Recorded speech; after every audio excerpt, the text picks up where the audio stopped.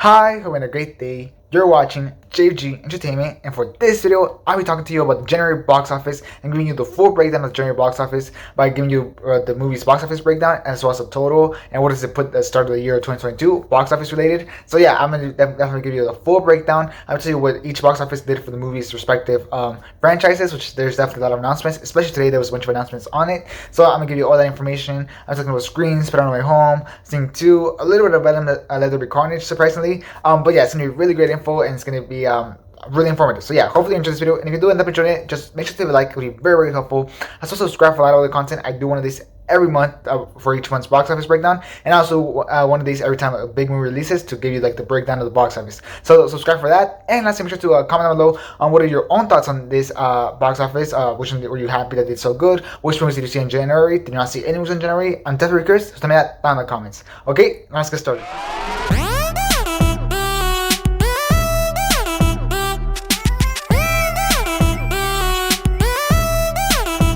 Also, before I get fully started, if you want to go to specific movies breakdown for the box office, just check in the description and have time codes. Like if you want to go to Scream, if you want to go to Spider-Man No Way Home, if you want to go to Sing, or any of those things, you can check it out down in the description. I definitely think that it will be very helpful if you want to skip around to whichever movie you want. Go ahead and use that too.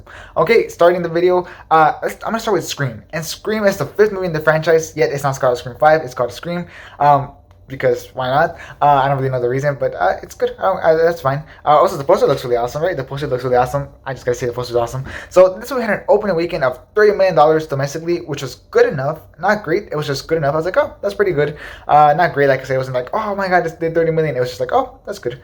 And then it dropped 59%, earning $12.4 million on its second weekend, which is good. Actually, it's not bad. It's not bad at all, because usually horror movies drop around 60%, and usually they drop on the high 60s. So this isn't bad at all, especially since we're in a pandemic. So that's actually pretty good for this movie. Like, oh, that was actually a pretty solid drop. Still in the high 50s, almost 60s, but not quite there yet. So good job for Scream. Then on its third weekend, it had a 40.8% drop, earning $7.2 million, which was also really good. That's like really, really good. 40.8% drop is amazing. Like that's really low, especially for a horror movie. Like I said, it's really low. It was definitely helped by the fact that there was no releases, obviously, which makes sense. There was no new releases, and that's great for this movie. I think every movie in this list benefited from there being barely any releases in January, because they really helped their holds. As you can see right here, 40.8% is an amazing drop for or an amazing hold for a horror movie on its third weekend. Like really amazing. And like I said, it ended up earning $7.2 million on its third weekend. This puts the domestic total at $63.4 million, and it looks to end around $75 million, which is actually really strong. That's like really strong. That's great for the movie. Like that's really, really good. Its third weekend global gross was of $6.5 million internationally, for a total of $44.1 million. Which means that this franchise is a little bit low internationally, not big massive appeal, because $44.1 million is good, I guess. It's good. It's okay. It's decent. It's not bad. It's decent, but it definitely needs more appeal to actually be a good number. It's just a decent number right now. However, the Scream franchise has always been more domestic, so that makes sense, but it should definitely maybe pump up its numbers a little bit. I don't know how they can do that, but they should do that for sure. This gives the movie a total box office worldwide of $107.4 million, meaning that it crossed $100 million, or the $100 million mark, the century mark, which is really good for this movie. Like that's really, really good. Amazing. It already beat the box office number of Scream 4, so that's great. It didn't do as good as Scream 3 or Scream 2 or Scream 1. However, it's not done its full theatrical run. We'll see where it ends up. I'm still guessing that it's not going to beat any of those, but I think it's going to come out really, really close to Scream 3. So we'll see. We'll see. If it can end up like at around 125, which it definitely will, to maybe like 150. If I can get to 150, then that's going to be really good for this movie, for sure. So hopefully it ends up to 150. I'm definitely curious to see how much more it has to offer rewatchability wise. Definitely very curious about that. And this is incredible for this franchise. Like the movie's box office is honestly incredible, because taking into consideration the budget, the movie only costed $24 million to make, which is amazing. Like this is super cheap, super cheap compared to other movies. Like Spider-Man Home is like 250 plus for sure. All these big blockbusters are like 150 to $200 million plus on budget. That was $24 million. That is so cheap. And so with a $24 million budget, making $107.4 million worldwide, you can definitely tell that there's going to be a lot of income coming in through that, because that was amazing. So this definitely means that this movie had a successful reboot to the franchise, and that would definitely guarantee more movies. At least that's what I said in my previous box office video. And in fact, I was right, because just, well, at the time you're watching this video, just yesterday, but at the time we're recording this video, just today, we got the official announcement that Scream 6 is officially in production with the same writers and same directors from Scream 5, and the movie will start filming this summer, meaning that the movie could release next year on 2023.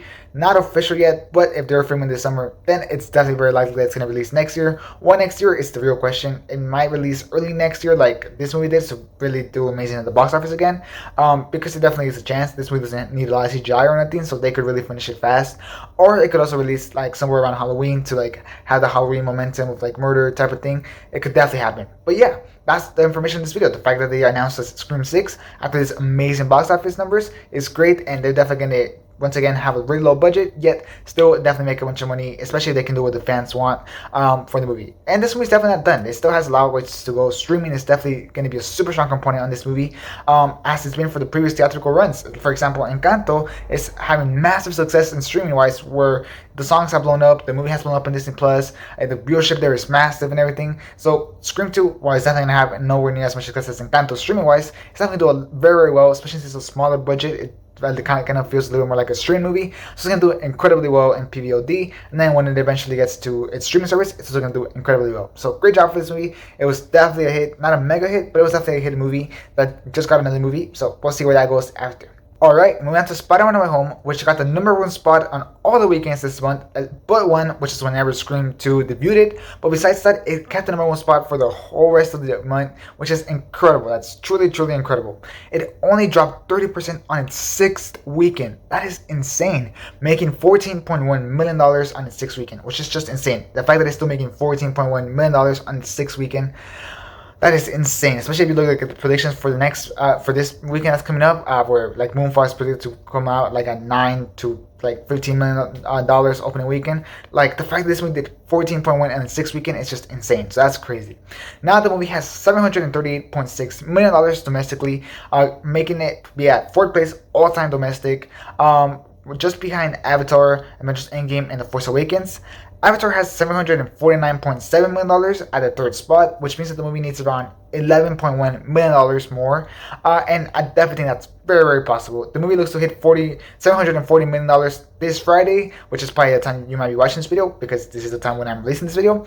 Then $750 million by February 10th, which is not that close to, not that far away. It's like the start right before the next weekend starts, and then $760 by February 21st, meaning that with these great holds, it's definitely going to beat Avatar and become the 3rd highest grossing domestic movie at the box office, which is just insane that it was able to do that in the middle of a pandemic. Truly, truly insane, and just goes to show that fans really do amazing wonders for the box office, and that Marvel definitely stuck the landing with Spider-Man No Way Home. Internationally, the movie made $27.7 million this past weekend, when, like I mentioned, on its 6th weekend, putting the international total at $1 billion worldwide, which is just insane without China. Honestly, incredible. That's just crazy. Overall, the movie has $1,741 million, placing the movie 6th place of all time, which is just insane.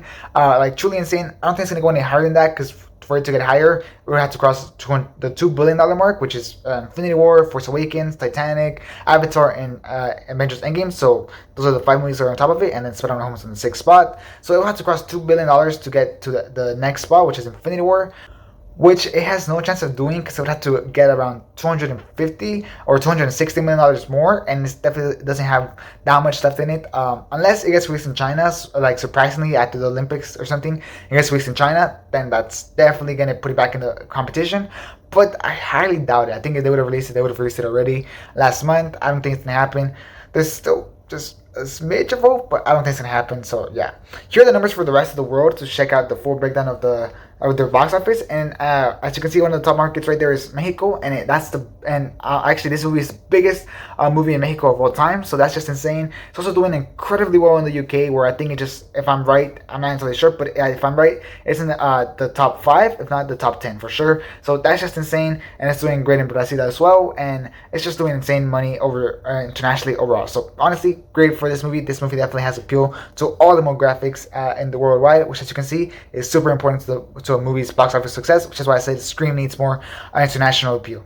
So with all this combined, this makes Spider-Man No Way Home the most successful movie of all time in Sony Studios, which is just insane. Like, Sony Studios, this is their biggest movie of all time, so that's great. That's really good for Sony Studios, and you can definitely tell they're gonna milk the Spider-Man franchise now even more. And just staying in Spider-Man real quick, I'm gonna take a small detour, and that is going to be that Venom 2 or Venom Let Carnage actually got a re-release in this month for like a little bit, and it didn't blow up or nothing, but it did enough money to cross the original's box office total domestically. So that means now Venom 2 is officially bigger than Venom 1 domestically, which is just insane. Like, the fact that it was able to do that is insane in the middle of a pandemic. Honestly, Venom 2 was so successful domestically. That is amazing. That's really good for this movie. So like I said, Sony's definitely seen the potential in the Spider-Man movies or Spider-Man affiliated movies, and they're definitely going to milk this. And we actually saw that today with an announcement that got released today, or like I mentioned earlier, in this case yesterday for you. And this announcement got made that Dakota Johnson is in talks and most likely will play Madam Web in a Sony movie, a spin-off from Spider-Man, Madam Web. So that is insane. That is really, really insane. She's like a really kind of deep character, not like a very one that has very much fans. She's a little bit more hidden and a little bit smaller character, not in power, so she has a lot of strong powers. But the fact that they're going like this way just shows you that they're going to do so much more movies with Spider-Man characters, not necessarily Spider-Man himself, but with so much Spider-Man characters. You can definitely expect that, especially after you saw that Venom 2 was so successful as well, not just the Spider-Man movie, but also Venom 2. So the fact that these franchises have been doing so well is definitely giving Sony the energy that they need to, like, okay, let's pump out so much more projects of Spider-Man. And I don't think it's the right choice the way they're doing it. I definitely think they should do it a different way. But let's go over the full breakdown that they have right now.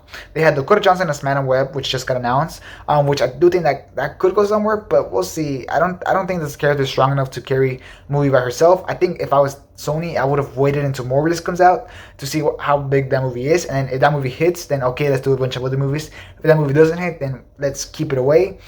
Obviously, they moved Morbius to I think it was April, if I'm right. So like they couldn't have waited. I think they should have still waited. I think they needed to wait to see how Morbius does, because Morbius is still like a really high risk. It could honestly end up really good in the box office and like, oh my god, this actually did really good, or it could do like really bad box office wise and they could completely flop. So if I was Sony, I would have definitely waited to see how the movie did first, to check if Venom 2 was like a reliable thing, or if it was just because Venom was such a huge character.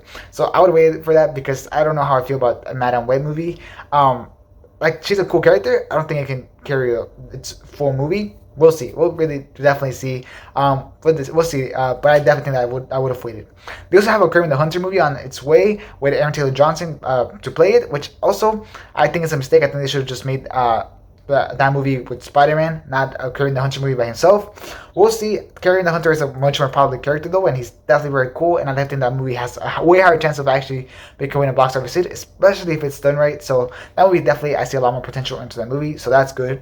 There's also a Spider-Man movie, a Spider-Man woman show, supposedly. We'll see what happens to that, especially since Sony doesn't have a streaming service of their own. We'll see what happens to that, but supposedly there's a Spider-Woman show. So there's that. Also, they have into production Venom 3, which of course, why wouldn't they? It's after like the massive success of Venom Let Carnage. The rumor is that in Venom 3 they will fight Spider-Man. It's not going to be just a Venom movie, but Spider-Man is going to be in it. So that is crazy. We'll see if it's Tom Holland's Spider-Man, especially if they're not Spider-Man No Way Home, where the big huge movement of make the Amazing Spider-Man 3 happen. And that's another rumor thing that I think that could and definitely probably will happen, which is make the Amazing Spider-Man 3 with Andrew Garfield.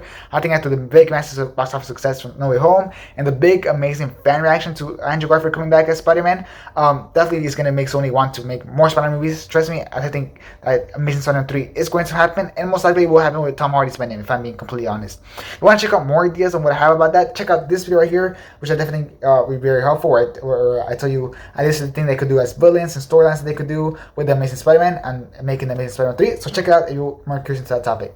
Anyways, going back, there's also a rumored Spider-Gwen project in the talks right now with Emma Stone returning as Gwen, which I think would do amazing box office wise. I think that would do really, really good. So there's also that. And obviously, Spider-Man Into the Spider-Verse is coming out later this year, so that's another thing that you can definitely wait to see. And I think that movie's going to blow up at the box office, especially after the first one got so much more fans after its theatrical run, whenever it was on PVOD and everything. So definitely that's great for that movie. And you can see that Spider-Man franchise definitely has a very, very bright future ahead. So we'll see where it goes. Hopefully, the movies that I mentioned here don't suck, and hopefully they're great. And hopefully they make The Amazing Spider-Man 3. Please make The Amazing Spider-Man 3. I want to see Andrew Garfield again as Spider-Man. He was awesome. Alright, moving on to Sing 2. And Sing 2 is another leftover from last month in December that did amazing this month with very, very strong legs and really strong holds, to the point where I would even call it the Jumanji of the pandemic years, because Jumanji obviously was a movie that initially debuted kind of ish in the middle, like kind of decent, but it had great holds that it eventually ended up becoming a huge hit, even whenever there was a huge movie like Star Wars at the same time, which in this case Spider-Man Home was on it at the same time. So, and yet Sing 2 became such a huge juggernaut, so that's amazing and that's really incredible. The movie ended up grossing $4.6 million domestically, dropping only 18.9% in its sixth weekend, which is just insane. That's really, really incredible. Well, actually, I don't know if it's the sixth weekend or the fifth weekend. I might have messed it up. It's one or the other. But that is truly, truly incredible. Like, really shocking that it only dropped 18.9%. That's really, really nice for the movie. Domestic total now stands at $135.1 million, which is a really strong domestic total. It's the highest animated movie of the pandemic, which is really great domestically. And it also beat other movies like Ghostbusters Afterlife, and it puts in the top 10 movies of the pandemic so far. I think if it's either number 9 or number 8 right now on the list, which is really good for this movie. Like, that's just incredible that it got that far. Internationally, the movie crossed the century mark, where the movie now stands at $134.5 million, which is really, really strong, like really, really strong, and which means that the combined total worldwide with the domestic and international box office stands at $268.8 million, meaning that it beat movies like Encanto and Cruella box office wise, which is just crazy. The movie is doing so good, like really, really incredible. I think this proves the point that Disney should have put Turning Red, which is the Pixar movie, on theaters first and then put it on Disney Plus, kind of like what they did with Encanto, where they put it on theaters first for the first 30 days and then move it to Disney Plus, because that movie Encanto is still having massive success on Disney Plus, like it's having huge success on Disney Plus, or also made an incredible movie, because you can see Sing 2 barely beat Encanto, so you can see that Encanto had a massive success box office wise and Disney Plus wise. So I don't know why they would choose to just move Turning Red to Disney Plus only. I think they're doing a mistake there, to be honest. I think they should have done what they did with Encanto. But we'll see how it plays out. Hopefully it's still a huge hit, and hopefully the movie is great. But I do think that they did the wrong choice. Alright, now let's talk about January as a whole. And this past weekend at the box office, it was the lowest weekend that it's been at the box office in the past 8 months, with only $31 million earned, with no new releases that came out in the movies. And all the movies that were just there, they were already weeks old, with Scream being on its 3rd weekend already, and Spider-Man Home being on its 6th weekend, and Sing 2 on its 5th weekend. Which is just insane. So as you can see, they were mostly all old movies with already a bunch of time in their theaters. So it was the lowest it's been in the past 8 months, which is just crazy to think about. Especially with the superhero movie Morbius from Sony themselves moving out, putting from release because they wanted Spider-Man to have more legs, which makes sense. Honestly, it makes sense. But I do think that it was a mistake for Morbius. I think that's going to affect Morbius box office wise, because I think right now it has no competition and it could have done pretty good. I think later it's going to have a lot of competition and it's going to end up failing or having really big drops. So it's like a mixed bag.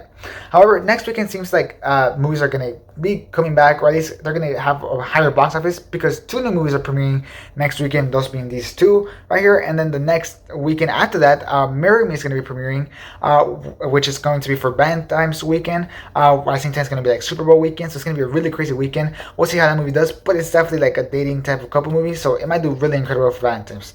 Still, this month was a way better start than last year's January at the box office, where the box office was basically dead. I think Wonder Woman 1994 was the only movie making money last year in last year's January, which really sucked. In fact, if you want to know a lot more about last year's box office, just check out this video where I give you the full recap of last year's box office, including how dead the box office was last year and how the box office recovery happened. Check out that video. It's so informative. Trust me, it's so informative. But going back to this video, we're getting a way better start than last year, so that's great. It's definitely very, very promising. And then, like I said, next month we're going to seem to be getting some really kind of like bigger movies in general, not like huge movies, not huge blockbusters, but we can get some actual pretty good, nice, decent box office money coming in. And then on March, obviously the Batman comes out, and that's when it all starts going on to become like, okay, big, huge blockbusters. So yeah, definitely this year seems very promising for the box office. So yeah, I hope you enjoyed this video, and if you did, then just make sure to like. It would be very, very helpful. As well, subscribe for a lot of other content. Like I said, I do box office analysis all the time, so subscribe for that content. And I do a bunch of other content on shows and movies of the moment. For example, Book of Boba Fett, Peacemakers, Man Lopez, all that type of stuff. Just subscribe for all that content. And lastly, tell me down in the comments, what do you think of the box office for this January? Did you watch any movies this month? Did you not? Are you excited for Scream 6? Are you going to watch Scream 6? Are you one of those people that's waiting for Scream to come out on PVOD? Are you excited for the Madam Web movie that they announced? Are you curious for it? I'm definitely curious for that as well. Would you watch a Madam Web movie? I'm very, very curious about that. And just any opinions you have about the box office, tell me that down in the comments. And yeah, that's it for this video. Thanks for watching. Hope you have a great day. And this is James Entertainment, out.